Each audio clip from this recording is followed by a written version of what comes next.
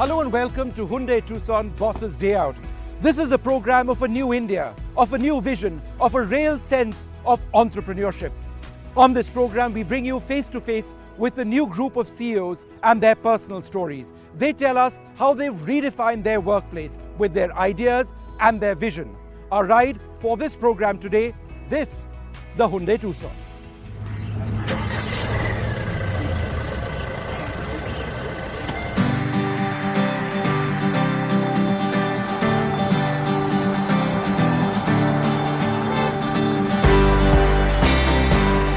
Well, we're on our way now to Gurgaon to pick up the CEO of this episode, somebody who hopes that all your food and beverage needs are met by her one-stop shop. Now, it's an interesting story. It started about a decade ago on a rented half-acre plot of land, and herbs were grown on this plot. But this startup really started expanding, and over a period of time, they started developing sauces, spreads, and dips. Now, if you think of the word spread, which I just mentioned, this is a startup that is well and truly spread. It's spread to more than 200 cities, 30,000 shops all across India. We are going to be meeting the owner and CEO of Wingreens World.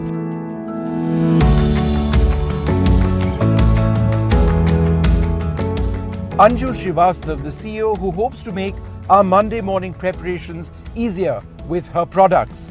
Now, she's had a real vision since she was young. She's somebody who's focused on a sense of spirituality, on a sense of humanity, and that reflects on how she runs her company. It's a company which has championed the cause, for example, of underprivileged women and of farmers as well. But it's her food items which have really brought about a change. For example, hummus and pesto, two items which weren't all that common in the past, have been made common by Wingreens World. But what about her ideas about running a company, the future? And how did it all really start? We're going to be talking to Anju Srivastava, the CEO and owner of Wingreens World.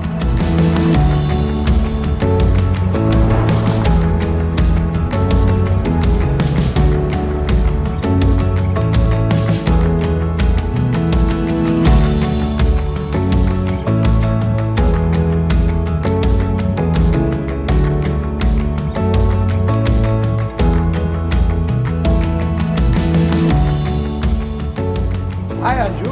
Hi Vishnu. Thank you so much for joining us and agreeing to do this. So what are we going to be doing today? What are you going to be showing us? So we'll go to the farm. It's sowing season. Right. So you won't see too much crop, but you'll see what all we've sown. You'll meet the people there. Right. And Should be interesting. then we'll go home. Look forward to it. Thanks. Come.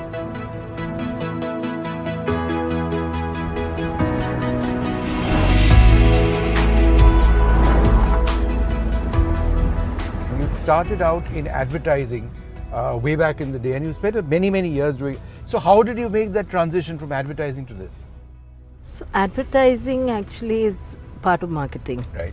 And marketing, I believe, is the core to any business. So I spent half my life or career in advertising, learned a lot, and I wanted to use that learning for something more meaningful. Right. So that was. And it started out really small. In fact, we are headed to the same farm, right? Yeah. So it was just half an acre earlier on, which you had rented. Now, of course, it's much larger. And you'd started off with herbs, which you then made dips of in stores. Tell us about that experience.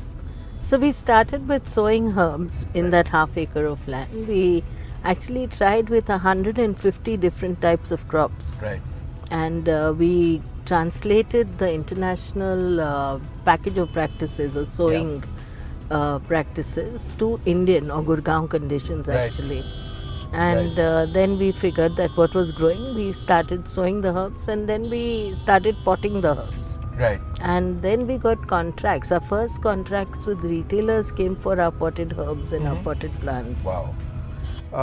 Who did you choose, or who did you want to empower? And was the idea of getting into food products, did that come first, or was it this idea that you want to be involved in the process of empowerment that sort of struck you first? So the idea was to use marketing and advertising skills and business skills to empower people first. Right. And since we started to work with agriculture, So food came as a result of that. Right. And we wanted to work with underprivileged women. So again, they were, we were able to skill them and empower them to make our products subsequently. And a lot of the women who have assisted in the growth of your business, in fact, a few of them will be meeting as well in this farm, right? Yeah. And they are an essential part of, of what you've done. I mean, you've served a section of society that you feel needed, maybe not assistance, but certainly upliftment. Yeah. And I think that's what your core ideal is. Right? I can use that. Yeah. So there are two types of women actually that we worked with. Yeah. One were women that who work on the farms, and they're mostly landless labor. Right. And our aim was to be able to give them more employment. Sure. Because the problems that they face are that they only get work when there is sowing season or when there is harvest season. They very rarely get regular work. Sure. And the second lot of women that we worked with were from a village in Gurgaon actually. And there the women were in ghungats. Right. And they were not allowed to step out of their homes, not even out of their ghungats. So we wanted to work with them and be able to give them some way of earning a second income because they were extremely poor and not skilled at all. Right. So we went house to house and we got them out. Many times the mother-in-law and daughter-in-law would come together and work with us. Right. And we skilled them in food safety, food hygiene, food processing. And they're the ones who still make our dips. They're still with us, most of them.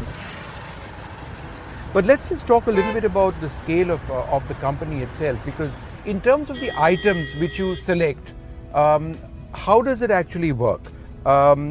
Is a food item which works in a city, for example in Gurgaon, will that work as well, for example, in a smaller market or a smaller city?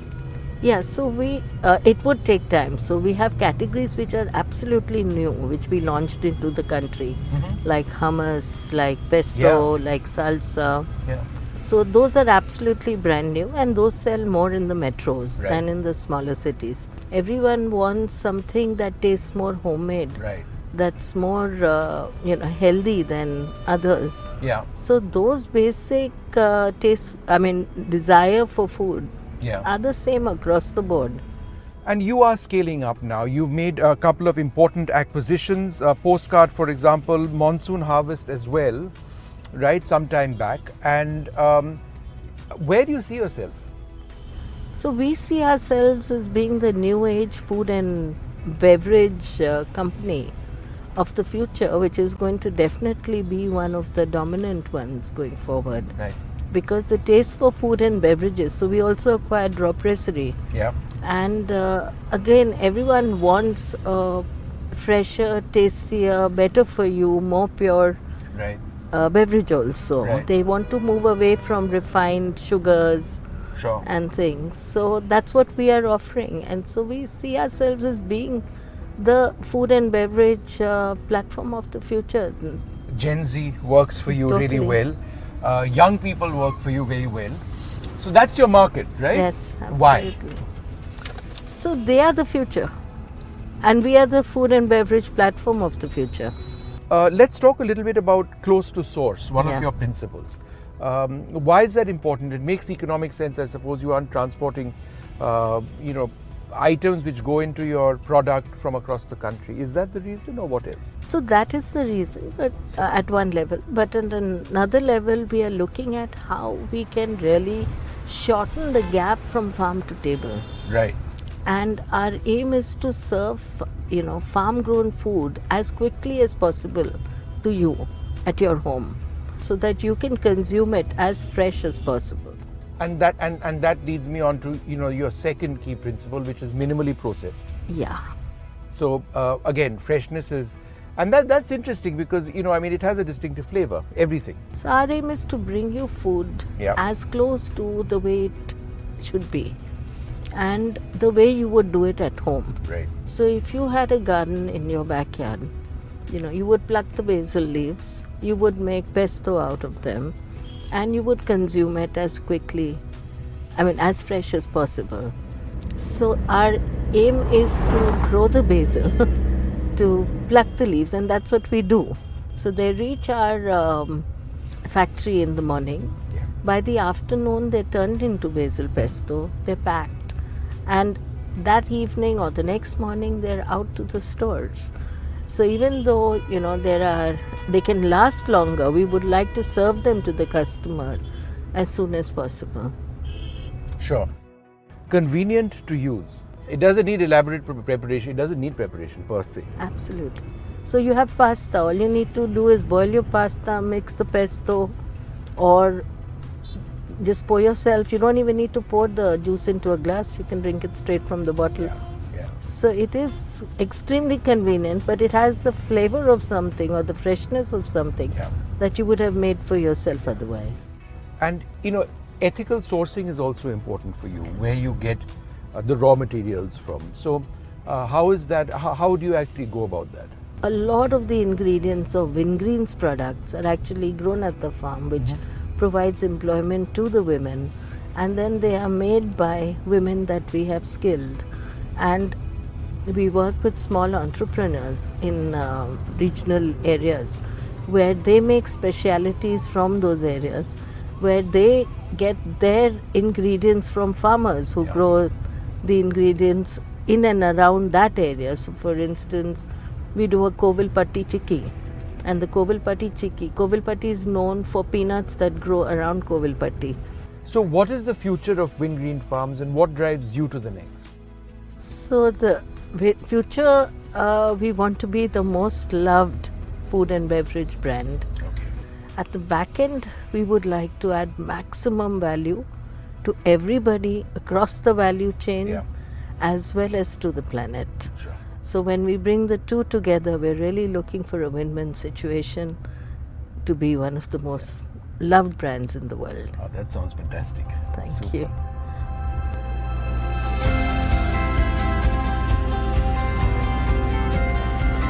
What is the village called where we're headed? Our farm is technically in a village called Datu. Yeah. And however, our farmers are from a neighboring village called Sarai.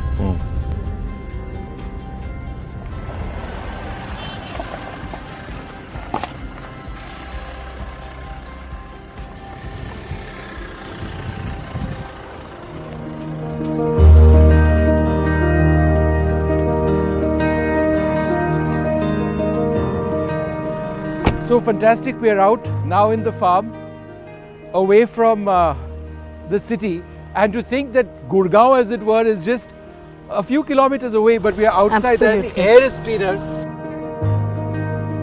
But tell us a little bit about the farm. So this is where it began? Basil, right? Yeah, and if you pluck a leaf and rub it on your hand and then smell it, and you can even eat it, you can actually understand the flavor. Yeah. You want to it's very nice. Lovely. So basil is how you started, in a sense. And so where do you grow the basil? So basil is a form of tulsi, right? Yeah. So we've grown 7 varieties of tulsi at the farm. Wow. So one is basil, which is this is the Genovese basil. Right. We also grow a sweet Asian basil. Right. That's tulsi. That's the sacred tulsi. Right. Growing over there. Then we've grown a camphor tulsi, a lemon tulsi. So in India, we grow more tulsi. Right. So if you look at the climatic conditions and soil conditions, they matched. So we decided to grow basil. Until then, no one was growing basil in this area. And you've got an entire family working for you. It's a large family. Yeah. There are men, there are women. One of them is a sarpanch over here. Yeah. And they think the world of you because, you've made a real difference in their lives. But you rely on them very heavily. Yeah, actually, they don't work for us. Okay. We work for them. I see. This is their land. Right. And we are here trying to understand how to monetize land. Right. Because this land itself is a few crores an acre. Right. But they do not have liquidity. They have no money in their pockets because of the land. So our challenge is to bring in our skills and our business understanding and see how we can help them make more of this land. Yeah. So we started growing all kinds of things, moving them away from traditional crops. Over here? So you see lemongrass growing there. Right, right. If you see those trees out there, those are curry patta trees. Over there. Yeah. Right. Then as we go in, season is changing. So we've just planted things like lettuce. I'll show you. You Yeah. can go there. So the spring season will actually give you garlic, Yeah. will give you dill, it'll give you yellow and black mustard, which we're trying to turn into oil this season. Oh, that's interesting. Then, and maybe we could use that oil for our mayos. Then we have a lot of, exotic vegetables growing during the winter season. Yeah. And you've got a group of women over here. Yeah. And see, they're all waving over there. They've been. Some of them are quite old actually. Okay. you know. It's so cute. And they really, really like to work with you. You're almost friends with them. Yeah. You are friends with them. Yeah. And they look upon you as a friend, sometimes as a savior. And that makes a big difference in their Yeah. lives. So Vishnu, the main thing is just that. Our attitude is not that they work for us. Right. We work for them. And it's so nice when You you know. came in, they were all genuinely excited. We'll continue this conversation in a moment. You're watching Hyundai Tucson Presents Boss's Day Out. We're going to have a lot more of this in just the next few minutes.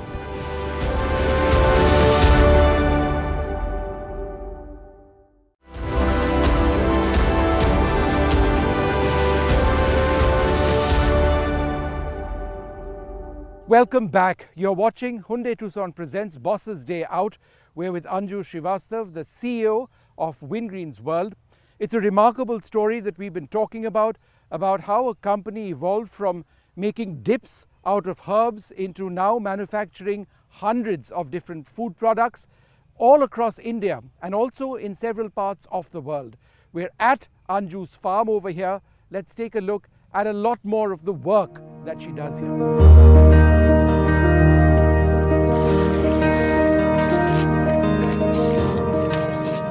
You've got 3 young agricultural engineers over here. Yeah. They are also, in their own way, the farmers are learning from them how to utilize their land better.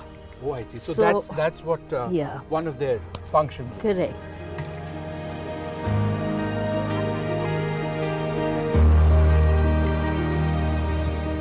You were telling me about juices. Now, you don't do juices over here. You don't No. know. But that's an area which is fantastic in terms of Yeah, experiments. We have actually grown lemon trees Right, and mandarin trees. right. So now so this area is known for citrus. I see. So we're and we've also put up some quinoa trees. I see. So we're looking to see if we can do citrus juices over here. And interesting. yeah. So then you'd have to set up a small plant here as well, right? Yes. So the idea is to do farm gate processing. Okay. Farm gate processing means that we are growing this lemongrass, for Yeah. instance. Yeah. Now this lemongrass, when we dry it, we actually mix it with green tea and make a fabulous lemongrass tea. Oh, Now one crop can give you so many things. So this lemongrass, we're getting an oil distiller, and we'll start making lemongrass oil from it also. So the how same, did you learn it so much about agriculture and crops and plants and all the variations? I mean, is it something that's always interested you, or is it something you got into over a period of time? No, I mean, you're an encyclopedia on it.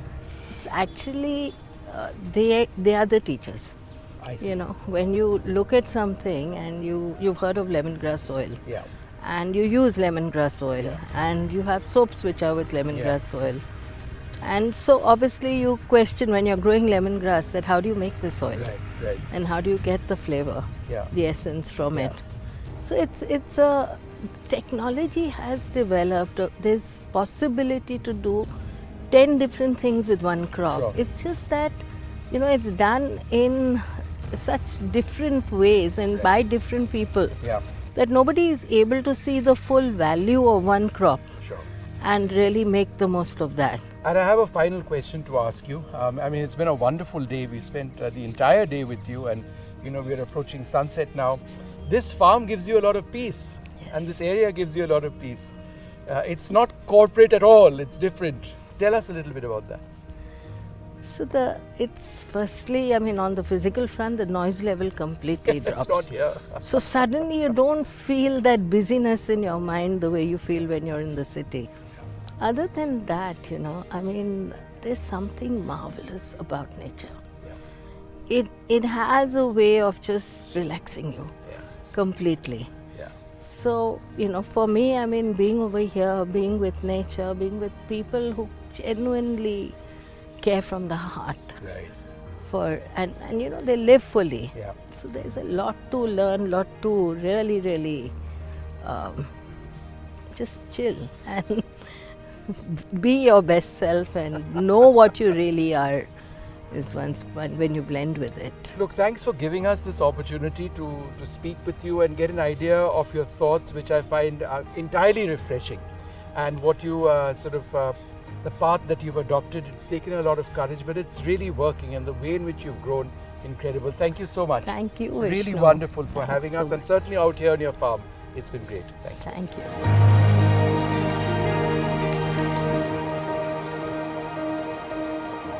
You've been watching Hyundai Tucson Presents Bosses Day Out. It's a show where we've been speaking to some really visionary CEOs. CEOs with a real entrepreneurial spirit. CEOs with the real vision of a new India. I'm Vishnu Shom for NDTV.